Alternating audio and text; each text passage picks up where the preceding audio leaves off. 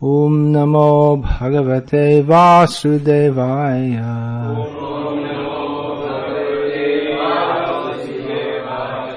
Om Namo Bhagavate Vasudevaya.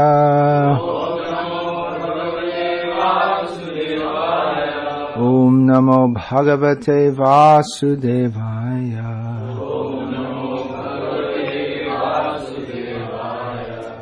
Srimad Bhagavad-gita as it is, chapter 18, text 65. Translation and commentary by Srila A.C. Bhaktivedanta Swami Prabhupada, ISKCON founder Acharya. Any single line from Prabhupada's books is full of so much meaning. This shloka Krishna himself states is the most confidential of all knowledge. Srila Prabhupada clarifies or restates what Krishna said in the first line of his purport. And although maybe due to hearing it many times we kind of take it as something normal, but actually it's so important what is being stated here. Srila Prabhupada begins his purport by stating the most confidential part of knowledge. This in itself, just the first few words of the first sentence, summarizes up all the encyclopedias that have ever been compiled in history.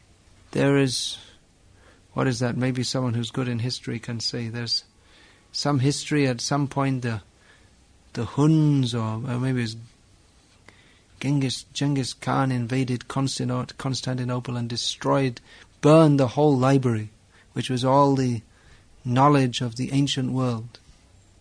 Anyway, someone at some point in time burned all they invaded Constantinople, and I think it was Constantinople, maybe somewhere else. Anyway, they burned all the huge library, which was supposed to be all the knowledge of the ancient world. Because you have to remember, in those days, books were written by hand. So that was it. It was all gone. There may have been a few scraps of documents here and there, but more or less it was all gone, finished. Now so much knowledge has again been amassed in human society. And more knowledge is being amassed in human society. There are many universities all over the world, and they are engaged in research, amassing more and more information. All kinds of subjects. And even there are different fields of knowledge which people hadn't even imagined previously. Who before had dreamed of astrophysics or linguoanthropology or such topics? So, no doubt, modern man has amassed huge amounts of knowledge. So you can say it's quite a bold claim that Prabhupada is purporting here to give the most confidential part of knowledge. What does the most confidential mean? The most confidential, that implies, well, of course, first of all, that it's secret, and also that it's the very highest knowledge, and that is the most confidential. This is actually the words Krishna uses in the previous verse, sarva guhyatamam, the most confidential. So the most confidential means that it's not something that everyone can understand. It gives the indication that this is esoteric knowledge. Esoteric means something that is not knowledge that can simply be understood simply by a mental process. But it means that it can be understood by initiation or by initiation into a process that is not simply academic but mystic also. Mystic that means, of course, generally we think of mystic as maybe someone with a big boiling cauldron and saying some magic spells or something like that. But velký kotel a nad ním dělá nějaké čáry. Like the witches, they have a big boiling pot. They have some. But Prabhupada uses the word mystic to mean non-material, and therefore confidential. Confidential because this whole world is the material world. And people in material consciousness. And material knowledge, especially as it's been developed over the last few hundred years, in the materialistic paradigm, people are trained to think that there is no knowledge beyond that which can be understood through our sensual perception. So confidential knowledge, actually that could mean two things. That could indicate two different kinds of things. One, it could be that someone's has some knowledge but they're trying to hide it. Just like there are state secrets and they want to hide what are their military plans and so many things. So that's one kind of confidential knowledge. Or it may be that a man is, he's running around with a girlfriend and he wants to keep that secret from his wife, so that's also confidential knowledge. Or the other kind of confidential knowledge means that it's on a completely different platform, esoteric knowledge. Now, as I was saying, in the modern age, knowledge is generally presented as something as that which is verifiable according to scientific methods, that which is attainable through the senses. But it's very easy to point out that although this is considered to be scientific, from the very beginning, this approach is not very logical, not very rational or reasonable. To propose as an axiom that everything that is to be known can be known through the senses is foolish. To presume that everything in existence is within the scope of our senses and intelligence to understand is very foolish kind. This is called Dr. Frog of knowledge. This Dr. Frog, of course, he's a well-known character in ISKCON. He stands as a caricature of all the Dr. Frogs of the world. You all heard of Dr. Frog? You all know Dr. Frog? You're all familiar with him? He has a double PhD in how to catch flies and specializing in jumping around from one muddy puddle to another, different kinds of jumps, short jumps, long jumps. And he's a very brilliant person. Not only that, but he's also expert in croaking. Je briliantní osobou, je dokonalým expertem v kvákání. Kvákání. Kvák, kvák, kvák. Kvákání.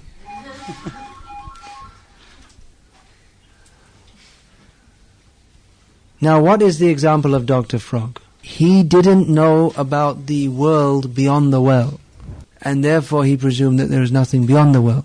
But actually, theoretically, Dr. Frog could be brought out from the well and see the world beyond. Now, what is the example here is not so much about being brought from one material. You see, within the well and outside the well, it's just an expansion of his material situation. The well is in the material world, and beyond the well is also within the material world.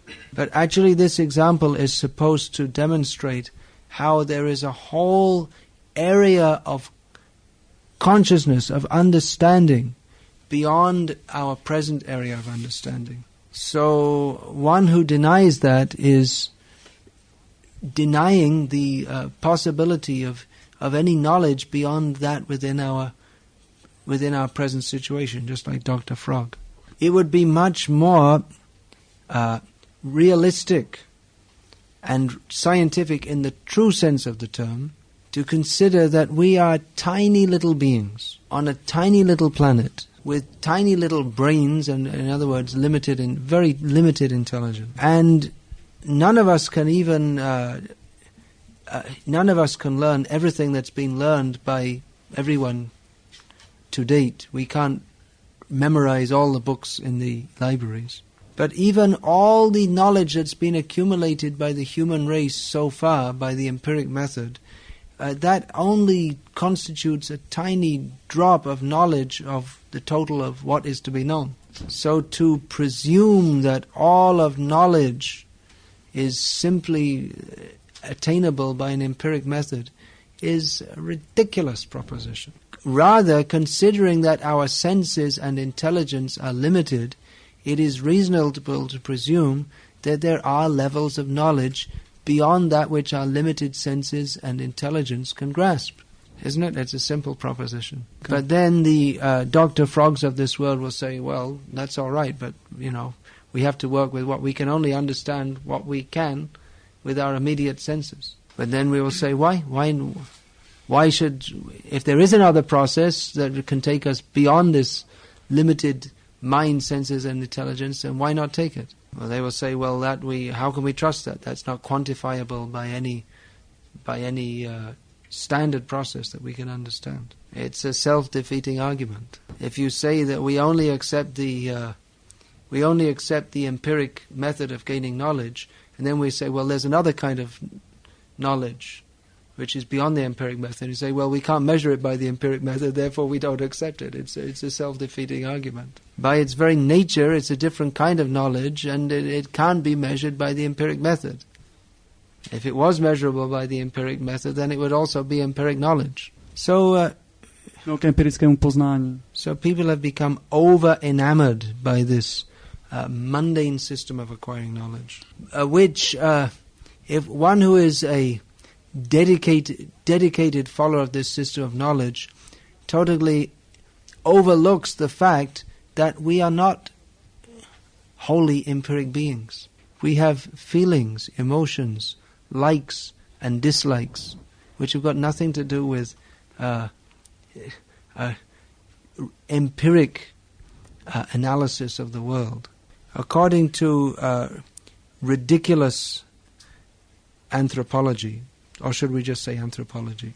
I mean, it's so stupid. It's amazing it's amazing how maya apahrita jnana, how people can be intelligent and at the same time incredibly foolish. Let's just divert a little bit into anthropology here. So this anthropology is based on Darwin's theory that man has developed according to the survival of the fittest.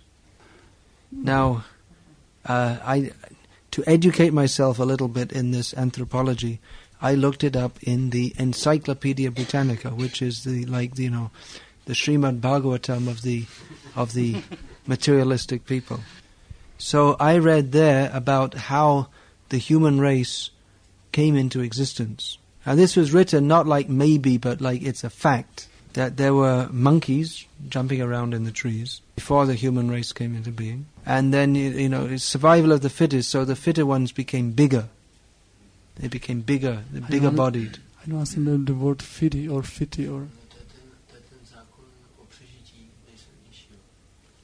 You don't have survival of the fittest. You don't have this term in Czech. There must be a term for that in Czech, right? Survival of the fittest. So the fittest monkeys, they became bigger and stronger. As they became bigger, it became more difficult for them to jump around in the trees. So then they had to come down onto the ground. But then the fruits are up in the tree, so they had to reach up to get them. And that's how they became two-legged men. Brilliant! I was reading this and thinking, this is what they teach people in the universities. So anyway, I just thought I'd enlighten you with that. Just to show, this is really stupid. And this is supposed to be scientific knowledge for highly educated people. Gorillas are about the same size as human beings, right? And they still jump around in the trees without too much problem. Anyway, the general principle we're talking about is how the empiric approach, or the approach based on empiricism, is based on a false axiom. First of all, they presume that by our intelligence, they overestimate their intelligence and their ability to understand with their intelligence. And they tacitly deny the fact that we don't simply work on logic and rationality, but we have emotions and feelings and experiences. How does the survival of the fittest theory explain why people like different kinds of music? How does musical or artistic taste contribute to the survival of the human race? This in itself suggests that human beings have higher sensibilities than those required simply for eating, sleeping, mating and defending. Fortunately, people, they don't accept this purely materialistic outlook. Despite so much education in gross materialism, people intuitively feel that there is more to existence than simply matter. And therefore, despite several generations of Darwinism and related fields of atheism, still in the 21st century, at the beginning of the 21st century, religion is still a major factor in human civilization. People intuitively feel that there is more to existence than simply Bhumi, Rapo, Nalo, Vayu, earth, water, fire, air and ether, more than the material elements. Religion, and then you have all this kind of new age thing. It means that people are looking beyond matter. At least they think they are. Now, of course, unless one gets factual knowledge of what is spiritual life, then you get lost. Those who have knowledge of what actual spiritual life is know that unless you are properly guided in attaining spiritual knowledge, then in the name of spiritual knowledge you'll simply get another form of materialism.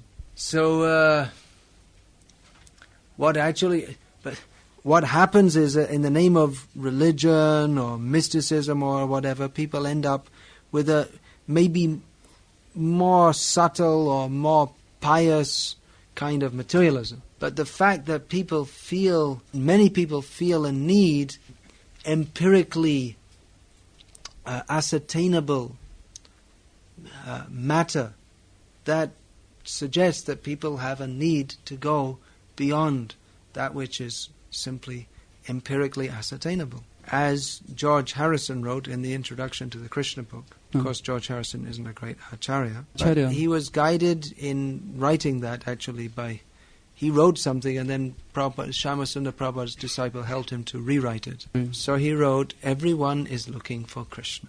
Some people know it and some people don't, but everyone is looking for Krishna. So, to make a long story short, as we say in English, to cut it down to, we can discuss every facet of knowledge, but let's just make it brief. I mean, what we're discussing actually is some basics of epistemology, in which people they spend years just discussing how to know what we know, or what can be accepted as a proper method of knowing things. So without going into that too much, we can just accept what Prabhupada has written here, which is restating what Krishna stated, that the most confidential part of knowledge is that one should become a pure devotee of Krishna and always think about him and act for him. So we can go back, and there's Vedic epistemology also. We can go back and examine on what basis this statement can be accepted. Nothing should be accepted blindly.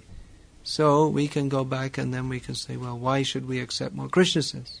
Why should we accept what Shastra says? Why should we accept what Prabhupada says? So we can go through the whole system of understanding why we accept what Krishna says, why we accept what Shastra says, why we accept what Prabhupada says. We're not simply accepting blindly. But having gone through that, we come to this point. Now, some people will say, well, that requires some faith. You have to have some faith in Krishna. Yes. But then if you don't have faith in Krishna, you have to have faith in something else. Maybe you have faith in the empiric method. That means you have faith in your own intelligence. Even if you say, I don't have faith in anything, you may say, I don't have faith in anything. I don't believe anything. Then you can ask the person, do you really believe that? So then you're caught.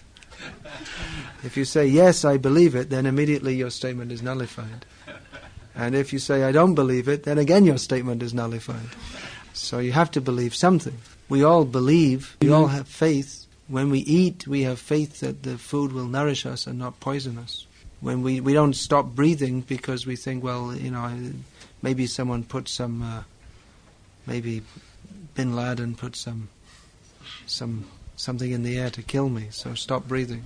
It was America's excuse for taking over Afghanistan. Now they forgot about him.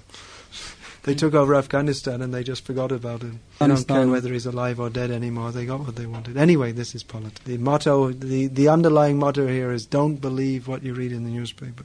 Believe in Shastra. You have to believe something. You have to believe something means you have to believe someone. Someone who says, well, I just believe in science. It means they believe in scientists. Do you believe what Einstein said? Yes. Why? Do you understand what he said? E equals mc squared. You believe that? Well, can you explain it? Can you understand it? You don't understand, but you accept it because he said so and other people accept him as a great scientist. So you could say, well, I just believe in me. That's what John Lennon said. I just believe in me. I don't believe the Bible. I don't believe in Hitler. I had a whole long song like this. I heard it once. It goes on for about 20 minutes. I don't believe this. I don't believe that. I must have been about 14 years old or something. So I listened to it once and I thought, this guy's an idiot. His conclusion was, I just believe in me. Yoko and me. That's reality. So John Lennon just believed in John Lennon, and when one day someone came up and shot John Lennon dead. So does that mean that all existence ceased? According to some philosophers, yes. When you die, everything is finished. But practically speaking, we don't see it's true. John Lennon is finished, but the world goes on. And actually he's not finished, only that particular foolishness of identifying with that particular body, that is finished. Now he's in the foolishness of identifying with another body with no remembrance of him being John Lennon previously. So practically speaking, you have to believe something and you have to believe someone. So what or who should we believe? That should also not simply be blind faith. If someone just comes along and says, well, actually, I'm God.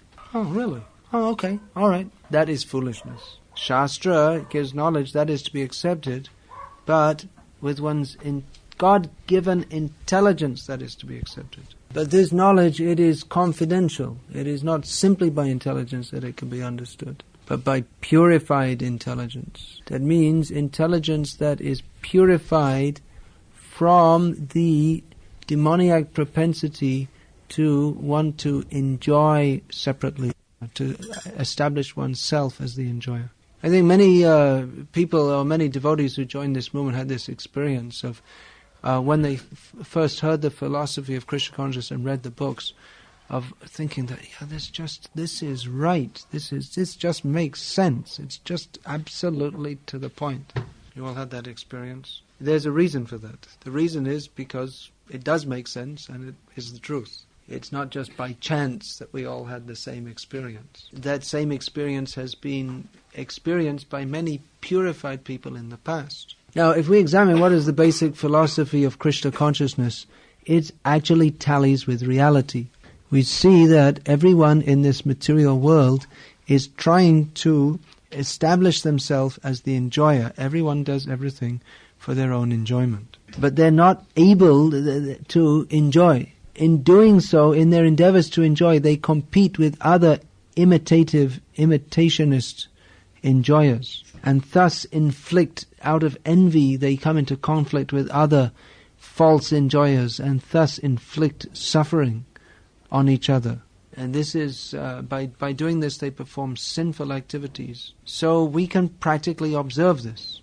This is, this philosophical insight, it gives us a completely different perspective on the whole material world, in which we can understand the world in a completely different way to that of all other people. And it makes sense. We can practically observe every living being is struggling to establish himself in a position of enjoyment. We can practically see also, this is all knowledge from Bhagavad-gita, we can practically see also that no one is happy in doing so. And the reason for that is that because it is not our constitutional position to be the enjoyer. It is our constitutional position to enjoy, but it is not our constitutional position to be the enjoyer. Our constitutional position is to enjoy by serving the supreme enjoyer. So this is confidential knowledge. You cannot verify it by scientific experiment, but we can see it all around us, those who have the purified intelligence to see that. Purified intelligence means the intelligence that accrues to someone who is becoming disgusted with material life and is interested in coming to a platform of spiritual experience. So, again, to cut a long story short, this confidential or spiritual knowledge culminates in understanding Krishna. We can go through all the philosophy step by step, and that's what you're doing in your Bhakti training program or Bhakti Shastri or whatever it may be. Why we should accept Bhagavad-gita, why we should accept Guru, Sadhu and Shastra, why we should reject that knowledge which is not coming from Guru, Sadhu and Shastra, or which knowledge we may accept which is not coming from Guru, Sadhu and Shastra. There is certain knowledge we can accept which is not coming from Guru, Sadhu and Shastra, on a certain very basic level. For instance, that London is the capital of the United Kingdom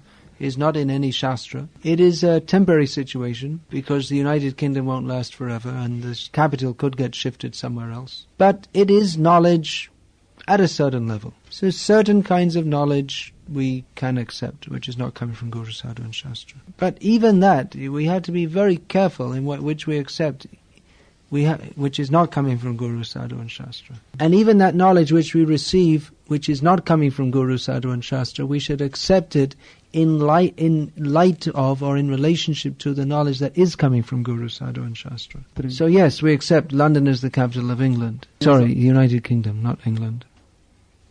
It's the capital of the United Kingdom. So that knowledge is not coming from Guru, Sadhu and Shastra. But receiving that knowledge in terms of Guru, Sadhu and Shastra, we understand that yes, London is temporary, the United Kingdom is temporary, and even London's position as the capital of the United Kingdom, that is not fixed. Like I said, it could be changed. Or that example I was given, America invaded Afghanistan, or liberated, or whatever they want to call it. So they gave their reasons.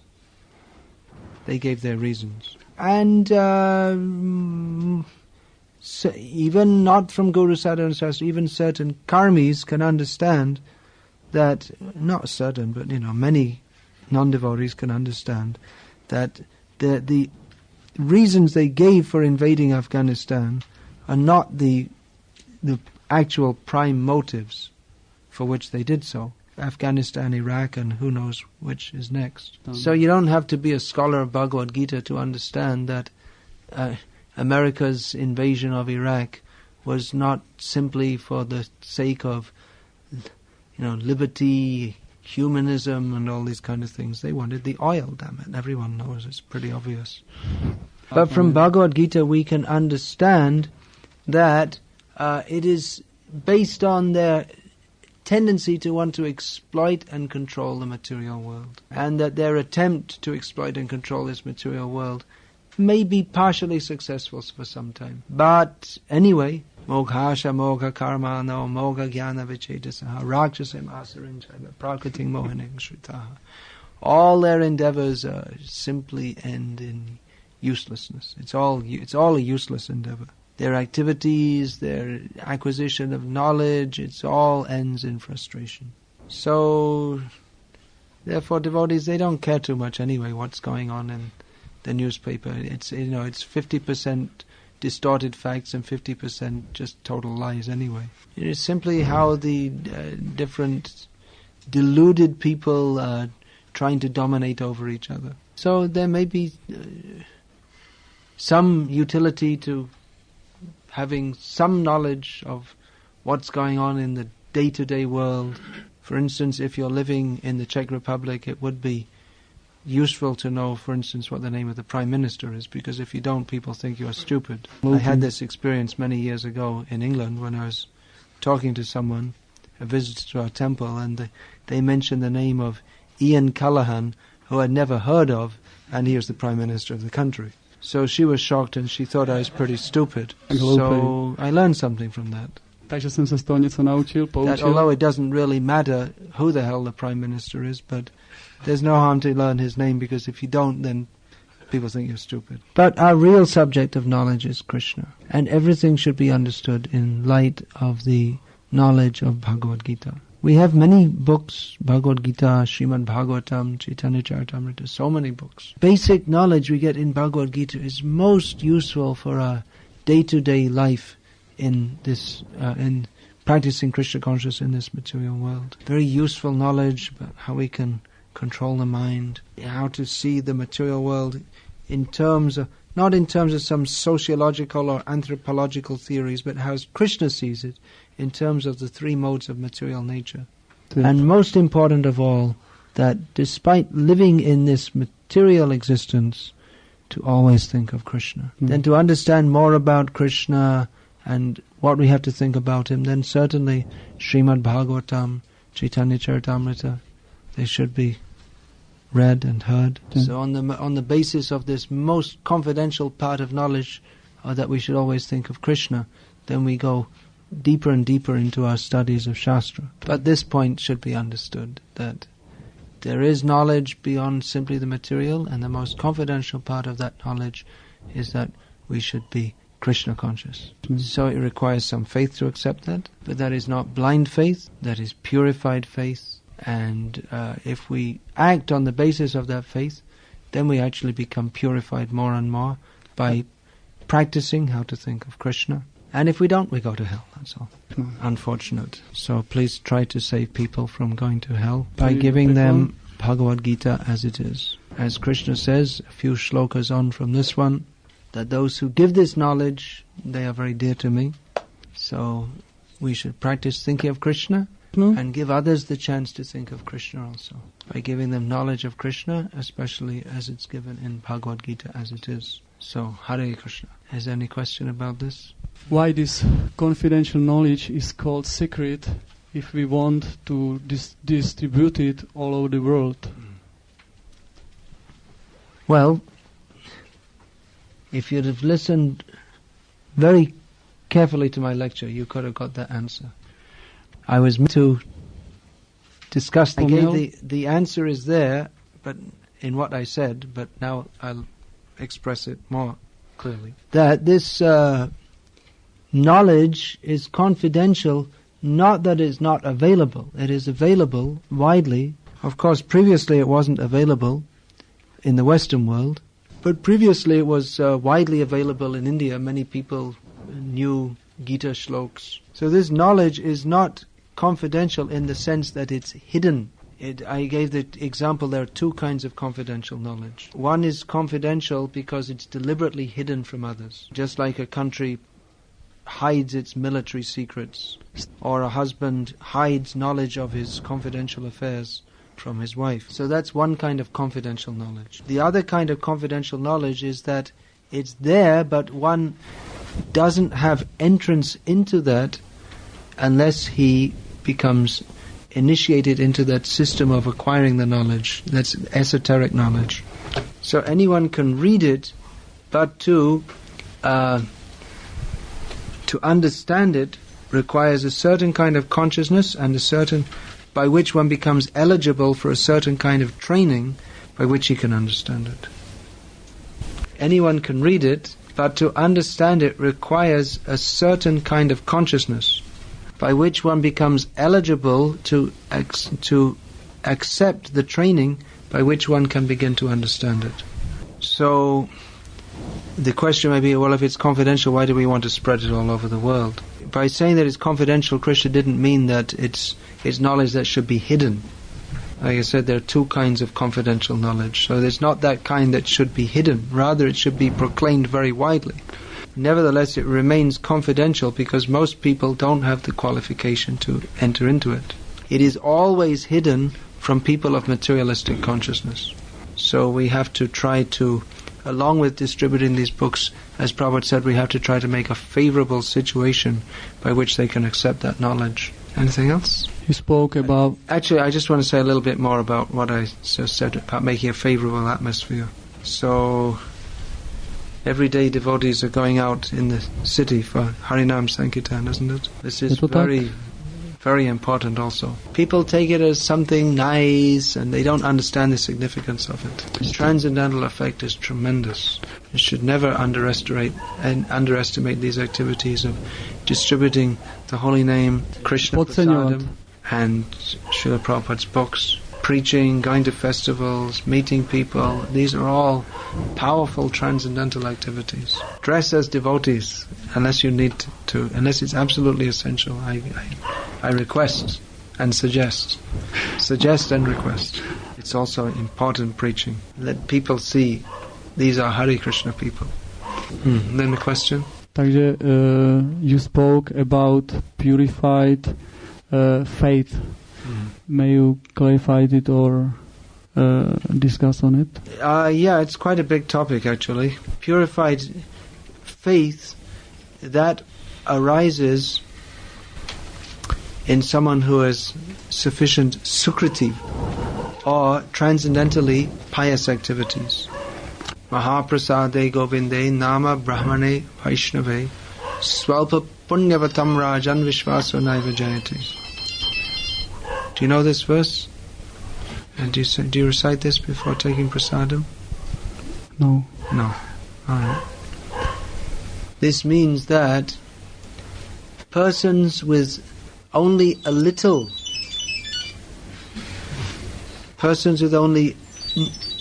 or insufficient piety, they do not have faith in Mahaprasad, in Govinda, in the holy names, or in Vaishnavas. So initial faith that comes about in persons who build up a certain amount of what is called Bhakti Unmukhi Punya, which means piety that is favorable towards bhakti. For instance, someone sees our Harinam Sankirtan and they think, oh, this is very nice. They think of it's nice means they think it's something nice for their sense gratification. I can take a photo and show my friends back in Berlin of me standing next to the Hare Krishnas chanting Hare Krishna. This attitude is not bhakti, but it is Bhakti Unmukhi Punya. It is pious because there is some appreciation of bhakti. So as that Bhakti Unmukhi Punya builds up, then that creates within the heart the consciousness in which one can have faith in Vaishnavas and in the teaching of Vaishnavas. So that's why I was saying, actually just quoting Prabhupada, that we have to create an atmosphere in which people can accept these teachings. Anyway, these are big topics. We'll finish here. Hare Krishna. Hare Krishna. Who made this beautiful garland? Does anyone know? Or did you just... Alright, so she may take it also. Hare Krishna. Hare Krishna. Hare Krishna. Srila Prabhupada ki